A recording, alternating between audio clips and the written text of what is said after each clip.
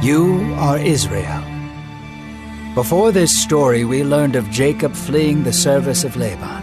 He packed his family and traveled back to Canaan. However, Laban would not let Jacob go. Jacob and Laban bore their souls before one another, sharing the anger that rested in both their hearts. Eventually, the two made peace, and Laban sent Jacob on his way. Now we will learn about Jacob entering into his homeland once again, although he feared the wrath of his brother Esau. Wrestling with God, Jacob will cling to the blessings of God and get his name changed, inspired by the book of Genesis. A familiar breeze blew through the valley below Jacob. The sweet summer air caressed the plains, causing the grass to dance.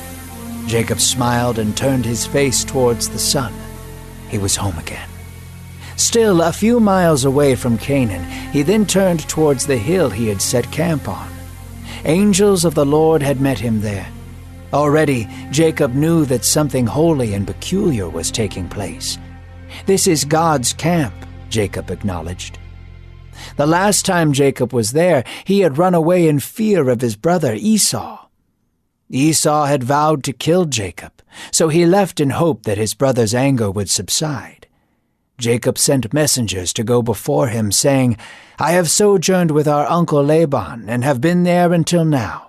I have oxen, donkeys, flocks, servants that I wish to share with you. I say all these things to find favor in your sight."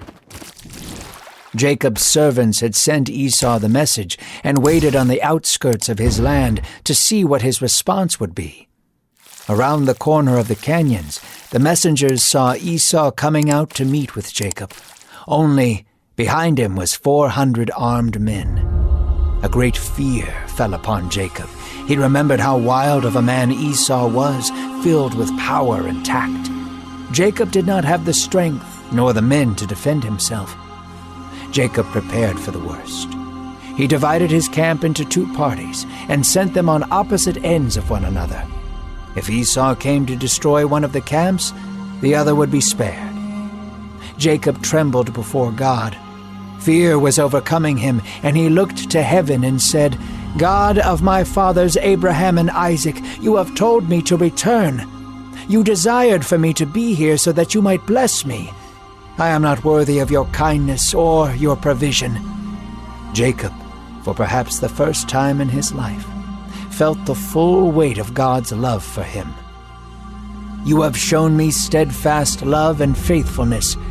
I began with nothing to my name except a staff, and now I have two camps that rely on me." Tears hit Jacob's trembling hands. "Please, deliver me from the revenge of my brother. I fear him, and I fear for all the people here under my care. But you promised to bless me and to expand my offspring. I will trust you." Jacob lingered there for the night.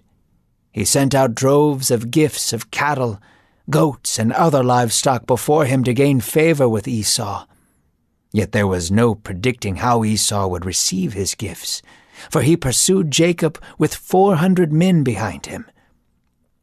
That same night, Jacob arose with his wives and 11 children and sent them across the stream of Jabbok. He sent them away to be safe with everything else he had in his possession. Jacob was left alone, until a man sprang up from behind him. Struggling in the mud and gravel, Jacob wrestled with this man in the dead of night. Sweat and blood dripping from his body, Jacob fought for his life under the weight of this unknown stranger. The night drew on, and the sun was beginning to rear its head between the hills. Jacob, while endeavoring with this man, became increasingly more aware of his divine nature. His wrestling match was not an assault, but an invitation. "This is God's camp," echoed in his memory. Jacob, the once timid tent dweller, found himself grappling on the ground with God himself. Dawn peeked through the trees. The man saw that he would not prevail against Jacob. He touched his hip socket and jammed his hip out of its joint. Jacob screamed and released his legs from around the man. Yet he clung to him with his arms, refusing to let go. "Let me go," for the day is broken," the man said.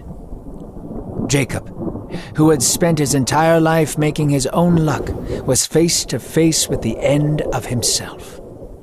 He had deceived his brother into selling his birthright, he had tricked his father into blessing him, and he had swindled Laban into making him richer. Yet now Jacob was faced with God himself, and had no means to trick his way into victory. Jacob's eyes closed tightly, and he flexed his arms firmly to the legs of this man and said, "I will not let you go unless you bless me." A slight smile came across the man's face. "What is your name?" he asked. "Jacob," he shouted in pain. "You shall no longer be called Jacob," he said, "but Israel, for you have wrestled with God and with men, and prevailed." "Please, tell me your name," Jacob asked. Now a full smile filled his face. "Why is it that you ask my name?" he said, and he blessed him. So Jacob called that place Peniel, saying, "I have seen God face to face, and yet my life has been spared." The sun's rays reflected off of the stream beside Jacob, and the warmth of the day began to dry the blood and sweat off his body. Limping back to his camp, Jacob felt ready for whatever would come next. With the sun behind him, Jacob gazed upon the fields below. He could see Esau and his 400 men creeping closer and closer. Still filled with an exhausted euphoria, Jacob hobbled towards his brother with his family traveling behind him. As the two drew nearer, Esau began running towards Jacob. He ran with fervor and power. The years had not taken away Esau's strength. Before Esau could catch Jacob, he fell to his knees and bowed before him. As a bear would, Esau wrapped Jacob up in his arms and embraced him. He kissed his neck and wept at the sight of his twin brother. The years had wiped his bitterness away, and all that remained was the affection of two twin brothers united after decades apart. Esau lifted his eyes past his brother towards Jacob's family. "Who are these with you?" Esau said. Jacob then introduced his family to Esau, and they embraced as kindred spirits. "Why have you sent so many gifts?" Esau asked. "To earn your forgiveness, brother. Please, take them." Esau refused them at first, but Jacob insisted. Jacob knew that he had truly wronged his brother and felt the depths of what he had done. The two of them embraced again, and Esau forgave Jacob.